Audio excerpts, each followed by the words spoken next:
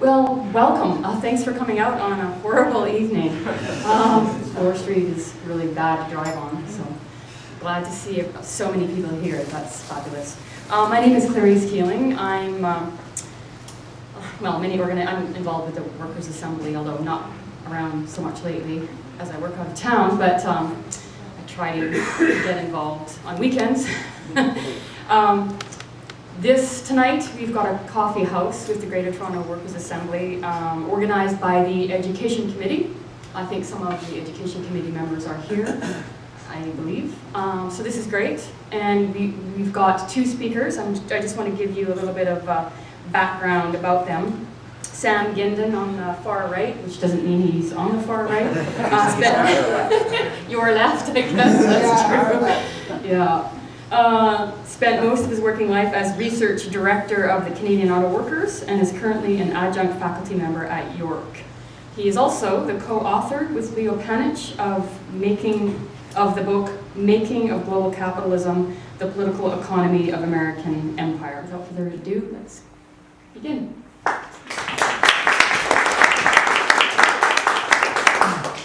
Okay, I'm going to be a little selective and schematic in terms of trying to talk about globalization. I'm going to try to make 5 points that I think we have to engage and think about, and then I want to raise five contradictions for discussion.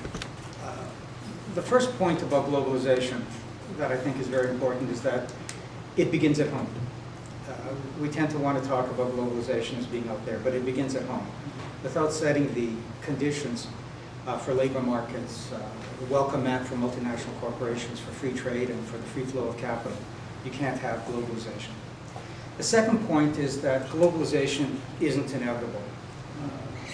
Marx correctly said that there was a tendency in capitalism to nestle everywhere, settle everywhere, make connections everywhere.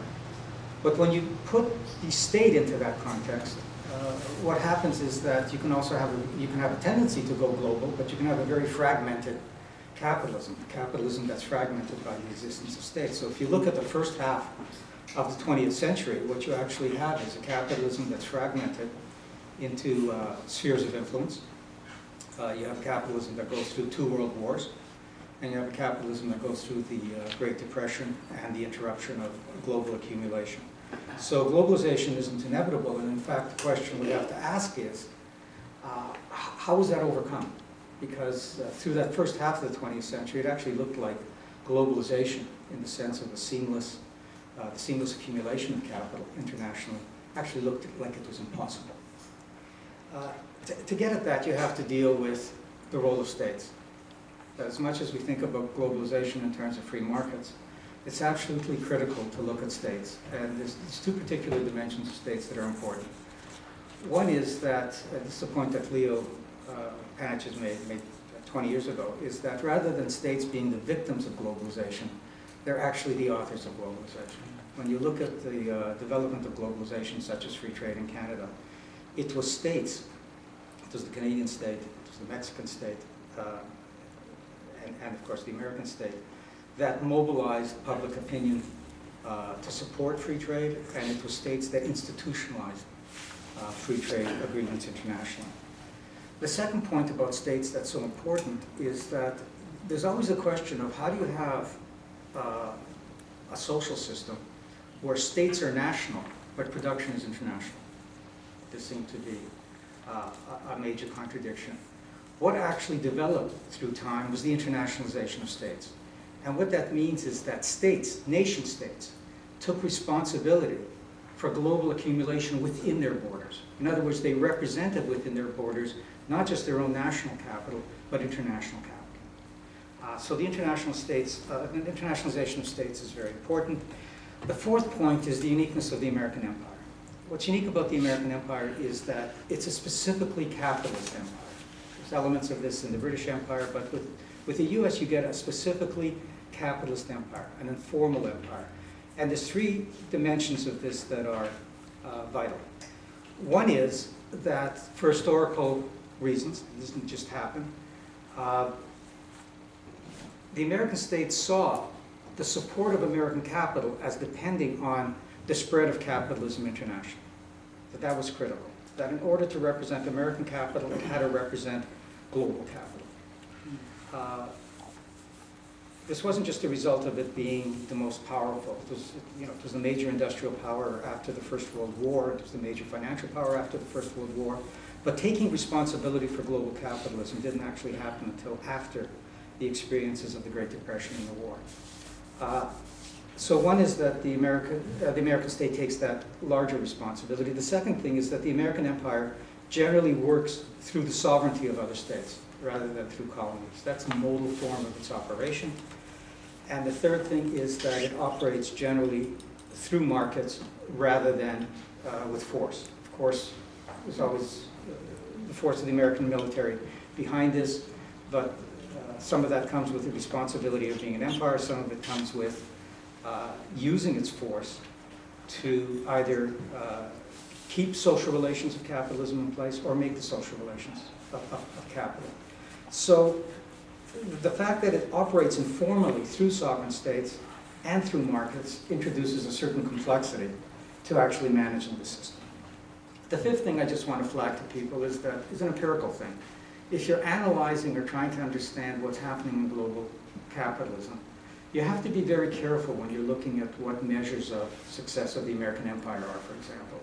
You can't just use national statistics when you're talking about an international economic system. You can't just look at the American trade deficit and draw conclusions from it because most of American production abroad actually happens through American multinationals. You have to take into consideration the way in which production is integrated across borders. You have to take into consideration that exchange rates don't depend so much on trade as they do on capital flows. So I just want to flag that. We can get into more of that if people want to address it. The 5 contradictions that I want to raise start with this question of inter-imperial rivalry. And my first argument is that the old Marxist argument that there's a major contradiction in capitalism as it develops because of uneven development, etc., of states going after each other's throat is wrong. That the nature of this kind of an empire, the nature of globalization today, is that it's integrated in a particular way. Of course there's going to be tensions. Anytime you have sovereign states, you have competition, you have politics expressed through competition. There's going to be tensions, there's going to be conflicts. But the notion of imperial rivalry isn't going to happen because they are so integrated, and also because just as the U.S. sees its role as taking responsibility for global capital, other states see the role of the U.S. in reproducing the system as indispensable. And that's why when we go through this amazing crisis that we've gone through, where you would think that this is a moment when you really expect capitalism to be falling apart in terms of its unity, what you actually see is a remarkable degree of unity within the capitalist states. You don't see a breakdown of international trade, for example, the way you did during the Depression. Now, one of the roles of neoliberalism has been that rather in a crisis, and this was true of the crisis of the 70s, rather than capital going after each other, capital states going after each other, what neoliberalism did was it resolved the crisis through pushing the conflict and the restructuring at home. Through basically what neoliberalism was, Adolf Reed put it, was capitalism in the absence of working class opposition. What neoliberalism essentially did is it shifted the contradictions so that each capitalist country restructured and took on its own working class rather than fighting themselves. A second contradiction that's raised is about finance capital. That in this world there should be a separation between finance and industry because finance is basically speculative, insane, parasitic. But again, what you actually find in practice is that in spite of this crisis, where industry you would think would have all kinds of reasons to break with finance capital, there's been no split in the capitalist class. They're basically united. And the reason for that is that as much as, as irrational as finance seems socially, it's rational for capital. And it's rational in a number of ways.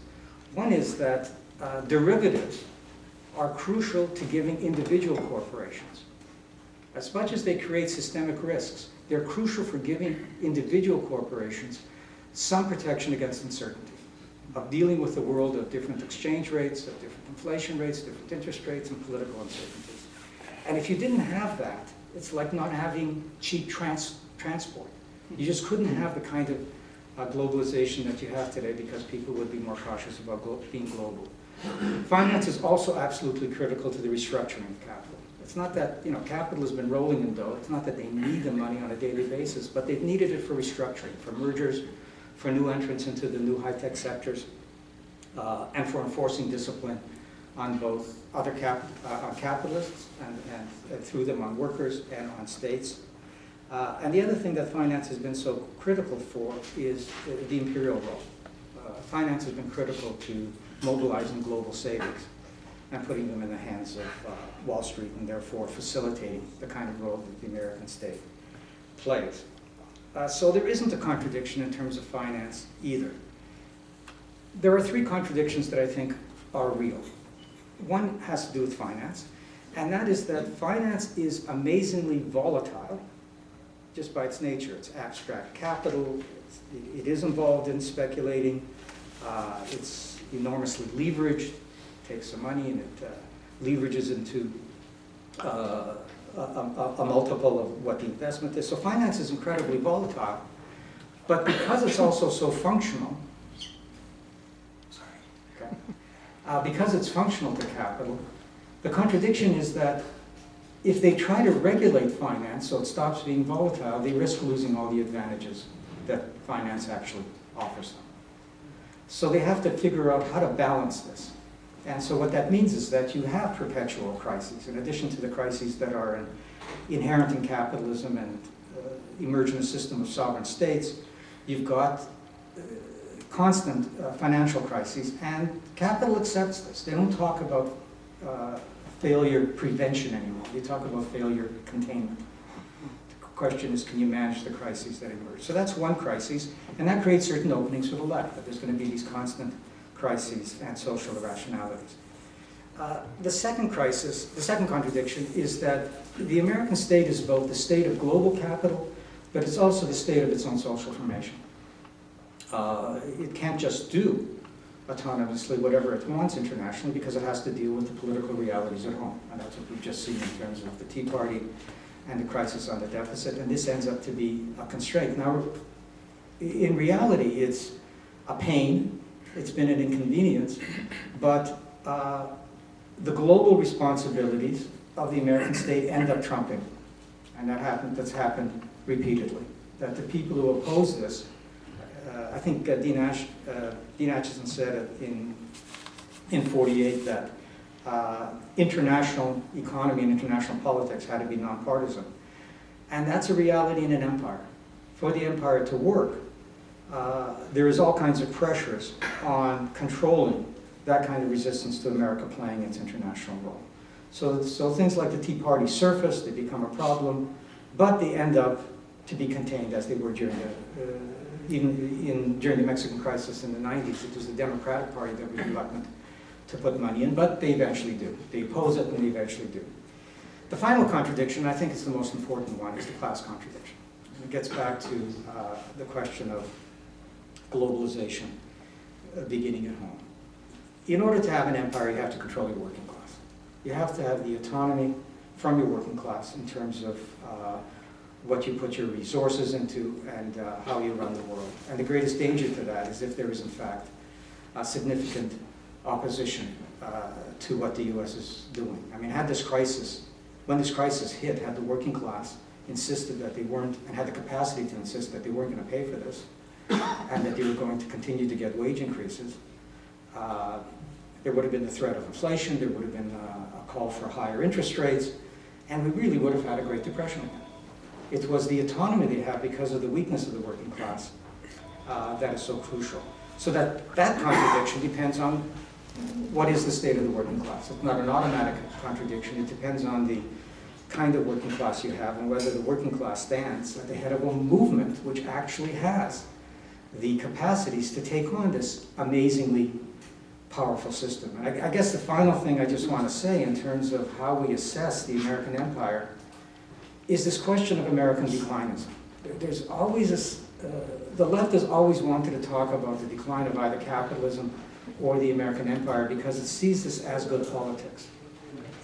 And it's not necessarily good politics. I mean, when you have a crisis and people are uncertain, they're just as likely to say, let's just fix the system. They're just as likely to say that the way the system was last year actually looks pretty good right now. They're just as likely to turn conservative. There's nothing inherent about crises that delegitimate the system and give people the confidence to take it on. And when you look at the American system, what you have to, this is controversial, we should debate it, but what you see in the United States is that as it has lost certain sectors of the economy, it's been able to keep moving. It's had a dynamic capacity to keep moving. And it still basically controls the commanding heights of the global economy. When you look at the major high-tech sectors, the US dominates. When you look at the sectors that are so crucial today in terms of the global economy, in terms of business services, consulting, engineering, accounting, legal, anybody who wants to be competitive looks to American firms and they really dominate. And of course, you've got the question of American finance.